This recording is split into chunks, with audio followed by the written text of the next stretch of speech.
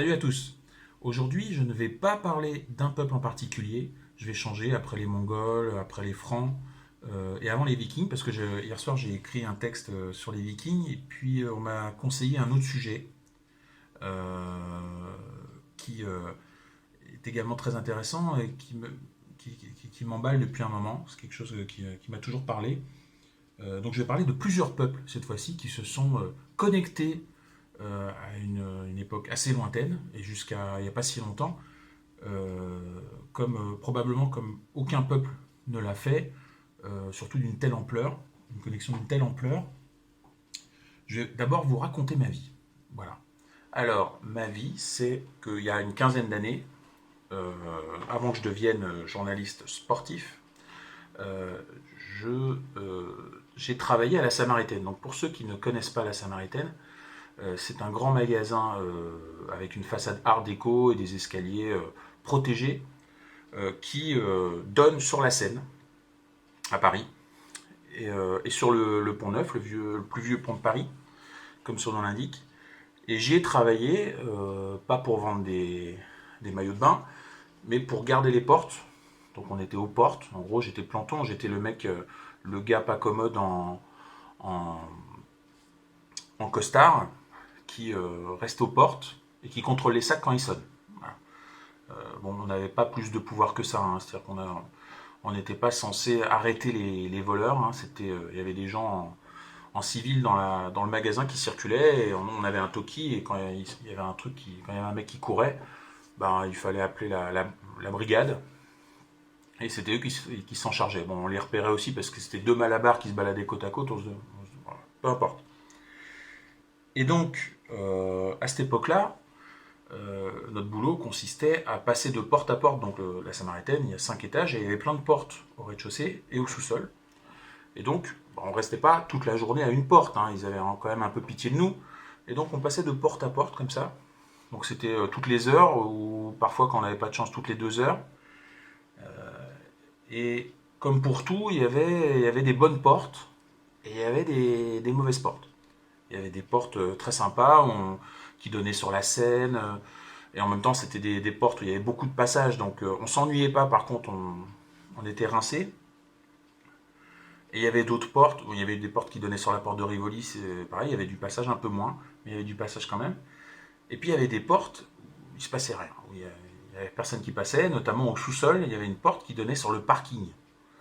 Euh, C'était la porte parking. Et donc, euh, il y avait des portes qui étaient sympas aussi parce il y avait des fois des vendeuses sympas avec qui on pouvait discuter. Et puis il y avait des portes où il se passait absolument rien. Et la porte parking, c'était une porte qui était au sous-sol. Donc au sous-sol, avant, il y avait le bricolage. Et quand Bernard Arnault a racheté le magasin au début des années 2000, dans le but de le fermer, ce qu'il a réussi à faire, pour ensuite en faire un hôtel de luxe, comme il va probablement arriver à le faire, euh, quand il l'a racheté, euh, il a supprimé le rayon bricolage. Mais même 2 ans après, il y avait toujours des gens qui venaient nous demander le rayon bricolage parce que c'était ancré. La Samaritaine, c'était là où il y avait du bricolage. Hein. Bon, bref, je raconte ma vie. Et à cette porte-là, ce qui était intéressant, moi j'aimais bien y aller. Vous savez pourquoi? C'est parce que il n'y avait pas grand monde, mais je ne m'ennuyais pas parce qu'il y avait les bouquins. Donc, l'avantage d'être là-bas quand il y avait des bouquins, c'est que les gens, ils vont pas dans les grands magasins pour acheter des bouquins. Hein. Ils vont pas se dire, je vais aller à la Samaritaine. Ils se disaient pas à l'époque, en tout cas, je vais aller à la Samaritaine pour m'acheter des bouquins. Hein. Donc le rayon, il n'était pas très grand. Il n'y avait personne dans les rayons. J'étais peinard. Et il y avait des bouquins très intéressants. Et je suis tombé, j'ai fini par les acheter, ces bouquins-là. Je suis tombé sur 3 bouquins euh, d'un même auteur qui s'appelle Bernard Olivier. Il n'est pas encore mort, même s'il avait 60 ans à l'époque de son récit, qui date donc d'il y a 20 ans, je pense, maintenant. Et c'était un bouquin, donc Bernard Olivier, c'était un journaliste qui aimait beaucoup marcher et qui avait fait la route de la soie à pied en 4 étés, donc 4 étés de 3 mois. À chaque fois, il partait 3 mois et il marchait pendant 3 mois. Il est parti d'Istanbul, il a marché 3 mois, et ainsi de suite, à pied. Et il reprenait exactement à l'endroit précis, au mètre près. Il y a une année, par exemple, où il a dû s'arrêter avant parce qu'il a chopé une maladie. Et donc, au lieu de partir à l'endroit où il devait partir pour sa deuxième étape ou sa troisième étape, je ne sais plus, je crois que c'était la deuxième étape, il est reparti, il a pris le bus, il a demandé au chauffeur de bus de le déposer exactement à l'endroit où il avait commencé, où il avait terminé sa première étape. Voilà, donc c'est le genre pointilleux, quoi. C'est le genre de mec que j'aime. Voilà. Donc il faisait ça, il repartait exactement de l'endroit où il s'était arrêté, et il s'est arrêté en Chine. Et c'est un récit absolument fascinant parce que c'est non seulement un voyage incroyable, il raconte, il raconte des choses incroyables, les paysages et tout, et il raconte les peuples aussi, et il dit qu'en fait, les trois quarts de son voyage ont été géniaux en matière de contact humain tant qu'il était dans le monde arabo-perse, iranien, etc. Tant qu'il n'était pas en Chine, c'était génial parce que dans les villages où il allait, il était accueilli comme un roi, et les gens se battaient. C'est pas un cliché, honnêtement. Ce qu'il dit, c'est qu'à chaque fois qu'il arrivait dans un village pour trouver un endroit pour dormir, il avait le choix. C'est-à-dire que les gens, ils se battaient quasiment pour pouvoir l'accueillir, alors que c'était des gens, la plupart du temps, qui crevaient la dalle, qui étaient, vous voyez, quand vous allez en Iran ou machin, c'est pas des gens qui pétaient le feu, tu vois, dans des villages comme ça, en Turquie, etc. Et il était accueilli comme un roi, les gens lui offraient leur lit, ils le nourrissaient et tout. Et ça a été génial jusqu'à ce qu'il arrive en Chine, où là, évidemment, c'était complètement différent parce que là, les gens, c'est comme en Europe, la Chine, de ce point de vue-là, c'est-à-dire que j'imagine un mec qui vient de marcher 60 km dans la journée, mais qui vient de marcher 1000 km avant, qui est dans un état épouvantable, qui arrive dans une ville européenne et qui vient de taper à la porte ou qui vient taper un interphone pour demander s'il peut dormir chez les gens. Ça peut être rigolo. Il y a une émission comme ça sur France 5, je crois, c'est Nu et culotté. On voit bien comment c'est la galère pour trouver des gens. Ils arrivent toujours à trouver des gens plus sympas que les autres, mais c'est quand même assez galère de trouver où dormir sans prévenir avant dans le monde occidental. Et en Chine aussi. Voilà, donc c'est très intéressant. Et ce bouquin-là, il m'a donné envie de marcher. Et il m'a donné envie de faire une longue marche que j'ai toujours pas fait. Hein. Ça fait quand même 16 ans que j'ai lu le bouquin et j'ai toujours pas fait ma longue marche. Mais c'est quelque chose qui m'a toujours attiré et que j'aimerais faire tant que je peux. Donc voilà. Et donc je me suis intéressé aux routes de la soie. Pas la route de la soie, aux routes de la soie, parce que comme vous le voyez, il y en a plusieurs. Les routes de la soie, donc c'est des routes qui sont parties de Chine, donc de Xi'an, à l'époque ça s'appelait Chang'an, et c'était la capitale à l'époque de l'Empire chinois, qui était l'empire le plus puissant du monde et le plus avancé technologiquement du monde, jusqu'à il y a récemment, hein, et même encore maintenant. Mais à l'époque, on pense que l'Europe était au-dessus des autres et n'attendait qu'une chose, c'est de pouvoir euh, inonder le monde de sa supériorité technique et technologique. Dans les faits, c'était les Chinois les meilleurs. Hein. On va y venir. Parce qu'ils n'ont pas transporté que de la soie. C'était même une petite partie du transport. Mais ça a marqué parce que c'est ce qui est arrivé en Europe. Et comme le nom route de la soie est d'origine européenne, c'est un Allemand qui a appelé ça comme ça au 19e siècle, bah, du coup, nous on a vu ce qui nous arrivait, c'est-à-dire de la soie notamment. Et ça aurait pu s'appeler la route de l'imprimerie ou la route de la boussole, de la poudre à canon.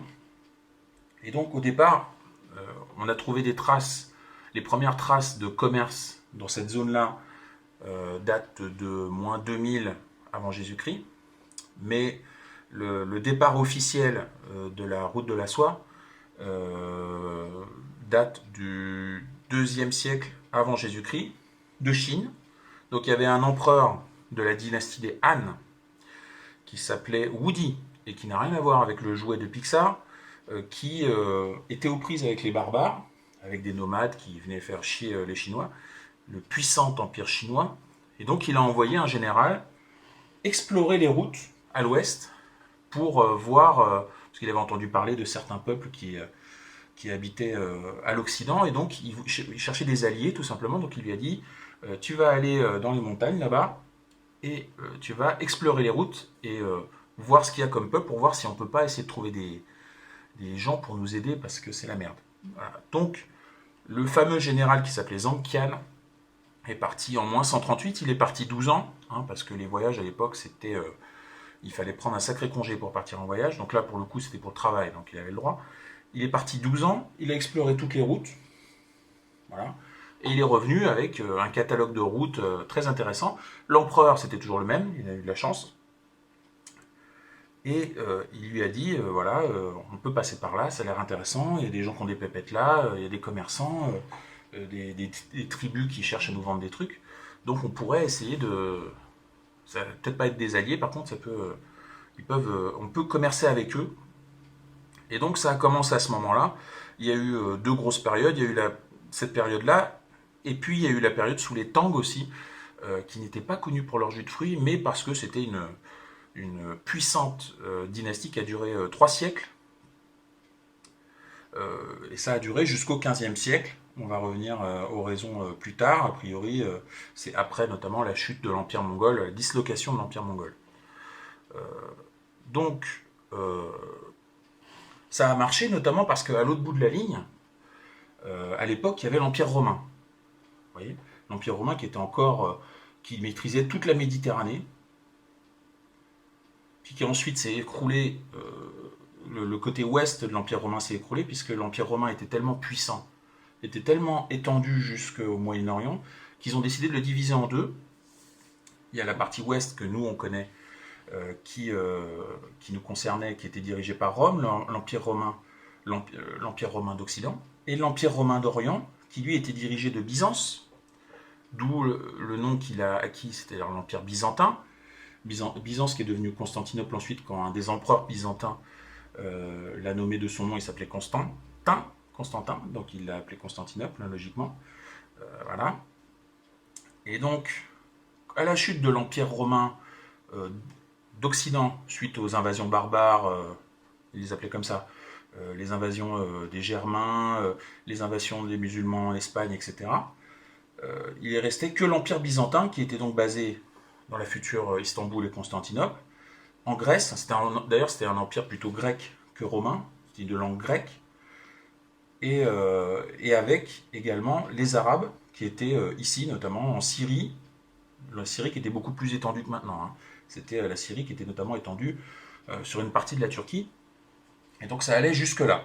Voilà. Et ensuite, ça circulait là, et les Romains, on les voit tout le temps dans des grandes tuniques de soie et tout, leur soie, elle venait de Chine. Hein. C'est pas eux qui la fabriquaient, puisque il n'y avait que les Chinois qui savaient la fabriquer, la soie. D'ailleurs, les Grecs et les Romains appelaient ce pays la Sérique, qui venait de la soie. Ils étaient tellement dingues de la soie chinoise, ils ne savaient pas que ça s'appelait la Chine, hein, ils en faisaient venir comme ça par paquet, et ils s'habillaient tous avec, d'où le nom de la route de la soie. Mais il y avait beaucoup d'autres choses qui circulèrent, on va le voir, on en a déjà parlé un petit peu. Donc ça a duré pendant longtemps. Ça partait de Xi'an. On va essayer de détailler un peu le parcours qui était assez costaud. Donc ils partaient de Xi'an et là ils arrivaient tout de suite dans les emmerdes. Donc là, en gros, soit ils partaient vers le sud et l'Inde, qui était un autre empire très puissant et très développé aussi, soit ils partaient vers l'Europe et le Moyen-Orient. Et donc ils avaient le choix entre le Kunlun et le Pamir, donc qui sont des massifs montagneux extrêmement hauts. Voilà. Soit vous aviez en dessous, tout simplement, les hautes montagnes que vous connaissez, dont j'ai oublié le nom, et qui s'appelle l'Himalaya, l'Everest. Voilà. Et entre les deux, vous vous dites, on va passer entre les deux, c'est plus simple avec des caravanes de 1000 chameaux, des yaks, on va peut-être pas essayer de passer par les hauts sommets, on va essayer de passer entre. Sauf que entre, vous avez le désert du Taklamakan, qui est un des déserts les plus arides au monde, qui est le 18e désert en termes de taille, mais qui est très intense. Hein, vous voyez, parce qu'il y a d'autres déserts sur la carte. Hein. Vous avez l'Arabie ici, vous avez tout le Sahara qu'on connaît bien. Vous avez le désert de Gobi ici, là. Ici. Et là, vous voyez, le désert du Taklamakan, il est très petit, parce qu'il est resserré entre deux chaînes de montagnes absolument immenses, et c'est un gros tas de sable, comme ça, qui s'est amassé à cet endroit-là, qui est ultra aride et très chaud, et donc c'est absolument impossible de passer là, sinon vous perdez tout le monde. Donc il fallait contourner, tout simplement. Donc ils contournaient par le nord ou par le sud, comme ça. Et ensuite ils arrivaient en Sogdiane. Donc la Sogdiane, c'était un territoire assez grand, assez important, qui aujourd'hui équivaut à peu près à tous les pays en stan, à part le Pakistan qui se trouve ici. La Sogdiane, c'est ici. En gros, vous avez essentiellement, aujourd'hui, vous avez l'Ouzbékistan, vous avez le Turkménistan, le Kirghizistan, le Tadjikistan, vous avez le Kazakhstan plus au nord, donc vous avez tous les trucs en stan qui sont là, et à l'époque, ils se cassaient pas la tête, ils ont appelé ça la Sogdiane.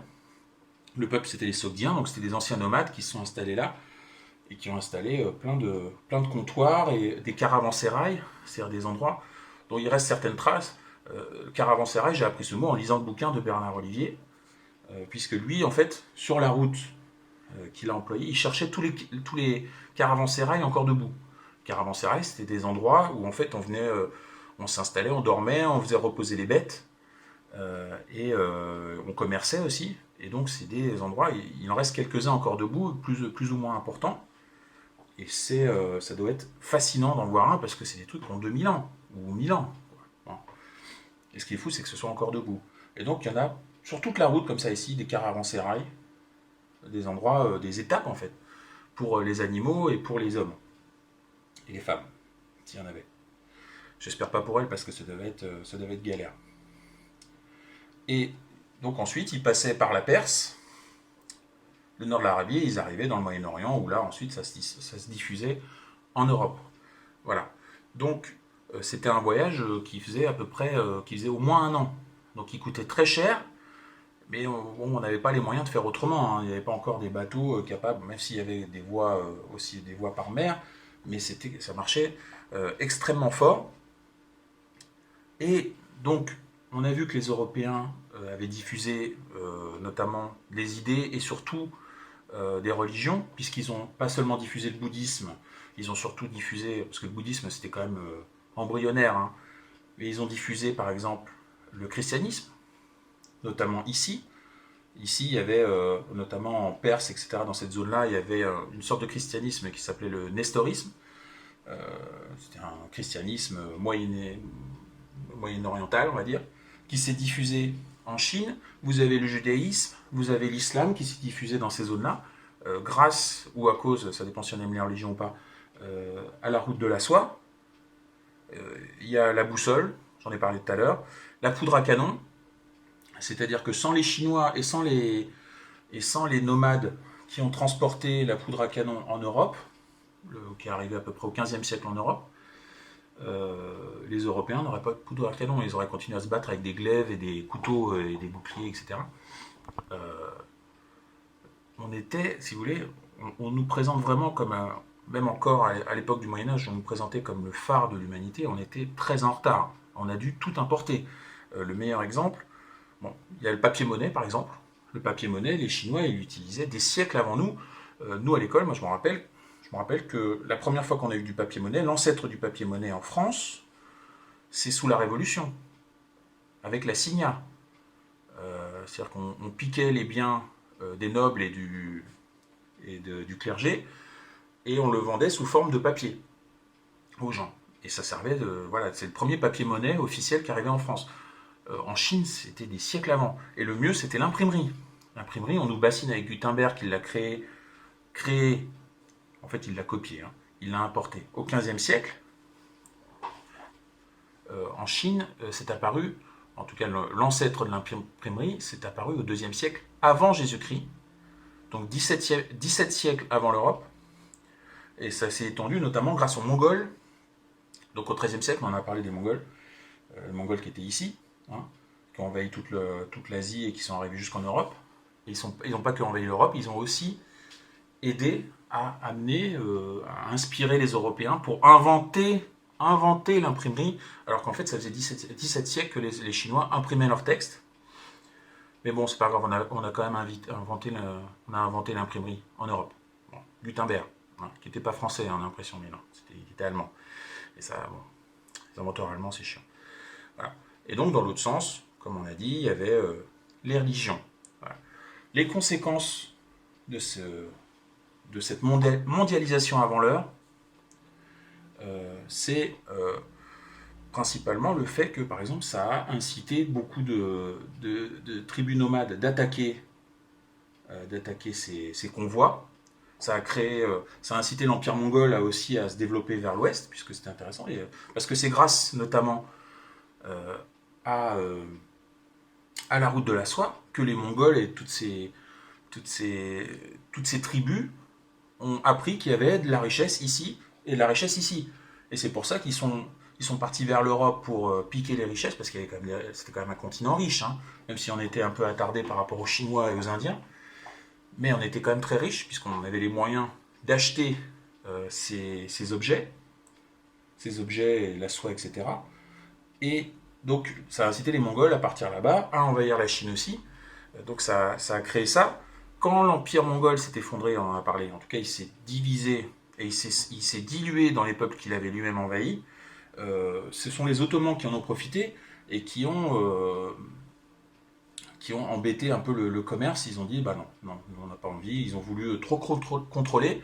Et du coup, les deux mondes qui communiquaient grâce à cette route depuis des siècles, voire des millénaires, se sont dit, c'est trop la galère, de toute façon c'est trop long, il y en a marre, on commande un iPhone, il faut attendre 1 an pour l'avoir, c'est l'enfer. Donc ce qu'on va faire, c'est qu'on va chercher d'autres routes. Donc on est au 15e siècle, 14e, 15e siècle, et ils se sont dit, bah, donc les Européens qui sont ici, hein, il manque la Bretagne comme souvent, et l'Espagne, ils se sont dit, on va chercher par la mer, donc on va aller en Inde, mais de l'autre côté. Et donc ça a créé Christophe Colomb qui s'est dit, on va partir par là pour retrouver l'Inde, parce que là c'est trop la galère, c'est trop long, on va voir. Je suis sûr que par la mer c'est plus rapide. Donc il est allé découvrir l'Inde à Haïti. Les Chinois aussi ont lancé des expéditions pour trouver d'autres routes, plus faciles, moins dangereuses. Sauf le problème des Chinois, c'est que eux, ils connaissaient déjà le Japon, l'Indonésie, tout ça, ils connaissaient déjà tout ça. Et le problème, c'est qu'il n'y a rien derrière. Le Pacifique, c'est quand même très grand, et donc ils n'ont pas trouvé grand-chose d'intéressant. Donc ils sont moins connus pour leur expansionnisme, parce qu'ils n'avaient pas l'Afrique à exploiter, pas encore, maintenant c'est le cas, mais à l'époque ils n'y ont pas pensé. Et bon, l'Amérique c'était trop loin, hein, fallait se la taper, fallait se la taper le Pacifique. Voilà. Donc c'est pour ça aussi qu'il y a eu les grandes découvertes, euh, tout simplement parce que les Européens se sont dit, il y en a marre, c'est trop la galère, il faut attendre 1 an, c'est trop long, c'est trop dangereux, c'est trop cher.